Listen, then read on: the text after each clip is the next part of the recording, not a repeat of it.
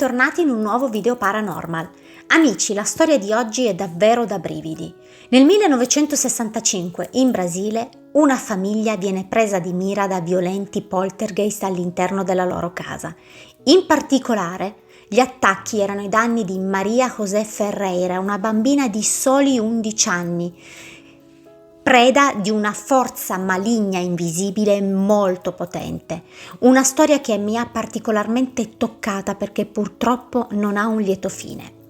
Ma amici, prima di iniziare con la storia di oggi vi chiedo di iscrivervi al canale e di attivare la campanellina delle notifiche per non perdere tutti i miei prossimi video se siete appassionati come me di paranormale, storie true crime e mistero. Ci tenevo anche a dirvi che il sorteggio per ricevere i miei gadget, ci tengo a dirlo gratuitamente, è ancora attivo e durerà fino a dicembre, quindi controllate le notifiche perché vi contatterò sotto i commenti dei miei video e vi metterò a disposizione una mail dove potrete poi contattarmi per ricevere appunto questi omaggi. Ma adesso iniziamo. Siamo a dicembre del 1965, a Jaboticabal, vicino San Paolo, in Brasile. La famiglia Ferreira, di cui non si hanno molte informazioni, se non che fosse una famiglia molto rispettabile, tranquilla e di religione cattolica, all'improvviso viene presa di mira da alcuni poltergeist molto violenti all'interno della loro casa.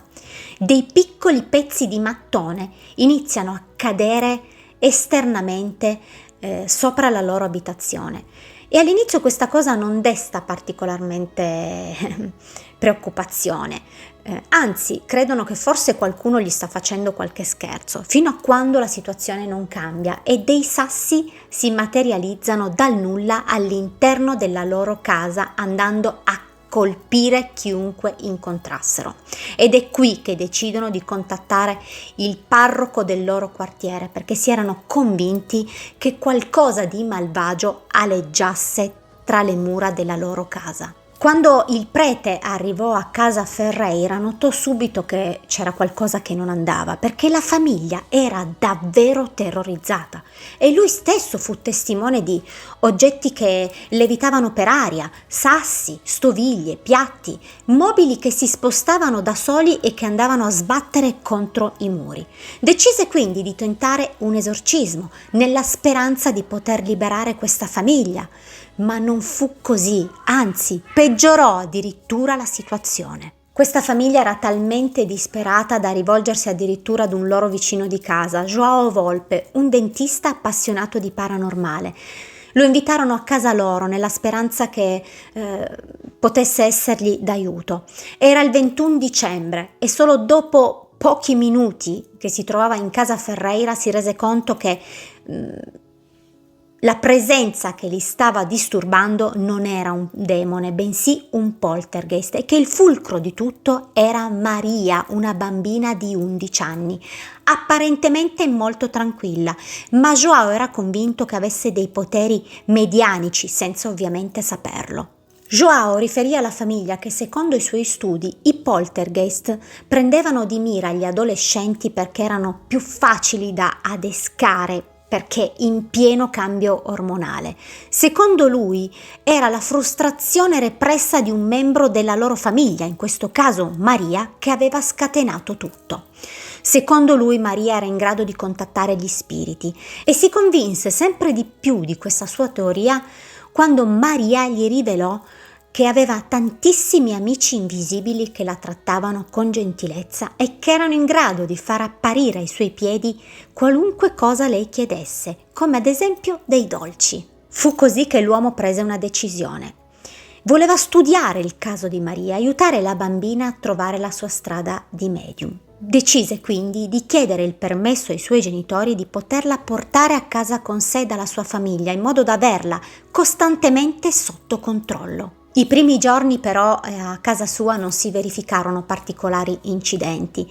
Infatti João all'inizio si convinse del fatto che forse Maria era molto tranquilla perché era felice di stare lontana dai suoi genitori e che quindi erano loro la causa di tutto quello stress nella ragazza, ma ben presto si dovette ricredere. All'improvviso dei sassi cominciarono a levitare per aria nelle stanze, colpendo chiunque incontrassero.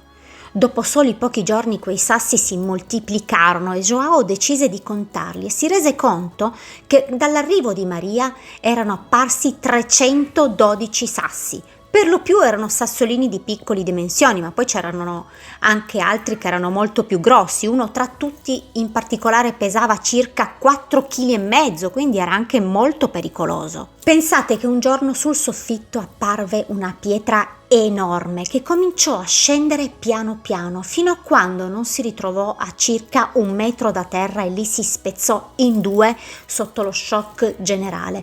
Ma la cosa più sconcertante è che quando raccolsero i pezzi da terra e li avvicinarono tra loro, si accorsero che si attraevano l'un l'altro come fossero dei magneti. Passarono i giorni e Maria era sempre più a suo agio con questi fenomeni. Cercò anche di comunicare con queste entità, come aveva fatto anche a casa sua, facendogli delle richieste come un fiore, dei dolci, e qualcosa accadde. Un giorno, quando Maria in giardino stava passeggiando con il signor Joao ed un suo amico, raccontò di quanto desiderasse ardentemente avere una spilla e pochi secondi dopo quel gioiello le si materializzò ai piedi sotto lo shock dei due uomini. Più passava il tempo e più Maria cercava di comprendere quella presenza nella sua vita. Infatti riuscì anche a capire che aveva un certo umorismo, gli piaceva fare degli scherzi, come ad esempio un giorno le rovesciò della frutta addosso che prima era in un sacchetto in cucina. Oppure un'altra volta una pietra le accarezzò la testa, non solo a lei ma anche ai due uomini che la accompagnavano quasi costantemente, ma la cosa più particolare che raccontarono era che quella pietra non era per niente dura, anzi era morbida come se fosse un palloncino. Purtroppo però questa situazione così tranquilla non durò a lungo perché per qualche oscura ragione questi fenomeni divennero sempre più violenti. Stoviglie, piatti, sassi levitavano per aria e si scagliavano contro chiunque, i mobili venivano rovesciati a terra, i quadri staccati dalle pareti e rotti. Un giorno un piatto partì dalla cucina e arrivò in camera da letto e si scagliò contro uno specchio. Maria era il principale bersaglio di questi poltergeist, veniva morsa, schiaffeggiata e picchiata tanto violentemente che il suo corpo era ricoperto di lividi. Il poltergeist si accanì su di lei senza pietà, cominciò a scagliargli contro oggetti sempre più grandi, sedie, un divano e addirittura una bombola del gas che aveva sradicato da un muro. Maria era ormai devastata da questa forza oscura. Pensate che neanche la notte trovava pace. Diverse volte questo demone aveva cercato di strangolarla o ucciderla, cercando di tappargli naso e bocca con tazze e bicchieri. Insomma, una storia davvero terribile e senza senso. Pensate che la povera Maria raccontò anche che diverse volte si ritrovava degli spilli infilzati nel tallone sinistro, talmente in profondità che quando venivano tolti la pelle rimaneva sanguinante. Ma Maria venne attaccata anche al di fuori delle mura della casa di Joao. Pensate che un giorno, quando era a scuola e stava facendo colazione, all'improvviso i suoi abiti presero fuoco. Quando le venne dato soccorso, ci si accorse che sulla sua pelle c'erano delle bruciature come delle sigarette spente. E nello stesso istante la casa di Joao Volpe prese fuoco inspiegabilmente. Amici, pensate che Maria visse con lui e la sua famiglia per circa un anno e io quando l'ho letto sono rimasta anche abbastanza sconvolta da questa cosa. In quell'anno i fenomeni andarono a scemare, ma non si risolsero mai del tutto. In un ultimo tentativo disperato di aiutare questa bambina, Joao la portò con sé nel centro di ricerche psichiche dove lui aveva studiato, sperando che qualcuno lì potesse aiutarla. E difatti qualcosa cambiò grazie ad un medium del centro, un certo Chico Xavier. Quando andò in trance, uno spirito parlò attraverso di lui e fece delle rivelazioni davvero sconcertanti. Lo spirito disse che Maria in passato era stata una strega molto malvagia e che a causa della sua magia nera erano morte tantissime persone. Lo spirito continuò dicendo che erano lì come maledizione per farla soffrire per i crimini che aveva commesso nella sua vita precedente.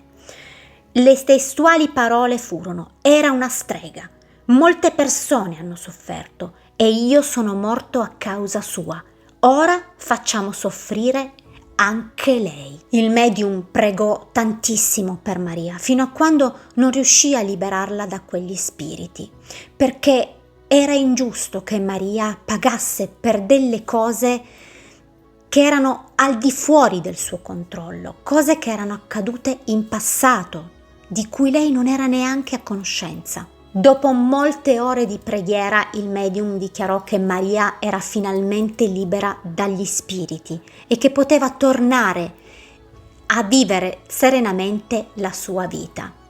Dopo quasi un anno, Maria fece ritorno a casa sua, ma purtroppo per poco tempo. Amici, nel 1970, a 16 anni, Maria venne trovata morta nella sua stanza.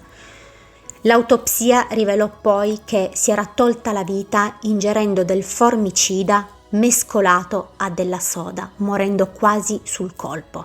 Tutta l'attività di poltergeist che l'aveva tormentata per quegli anni cessò subito dopo la sua morte. Tuttavia non si riuscì mai a risalire alle cause di quel suicidio. Non si riuscì mai a capire se Maria lo fece perché era stanca di subire quegli attacchi, se lo fece per errore o se forse quegli spiriti l'avevano portata al suicidio. Amici, che storia allucinante! Io devo essere sincera, mi ha colpito molto il fatto che una famiglia abbia lasciato la figlia di 11 anni con praticamente un estraneo a vivere con lui e la sua famiglia per un anno. Questo mi ha particolarmente scioccato, sono sincera. Io non conoscevo affatto questa storia, mi ci sono imbattuta per caso. Sono curiosa di sapere nei commenti se voi la conoscevate e che cosa ne pensate. Quindi mi raccomando, scrivetemi nei commenti e lasciatemi un like se questa storia vi è interessata. Io vi mando un bacio grande e ci vediamo domenica prossima con un'altra storia. Ciao amici!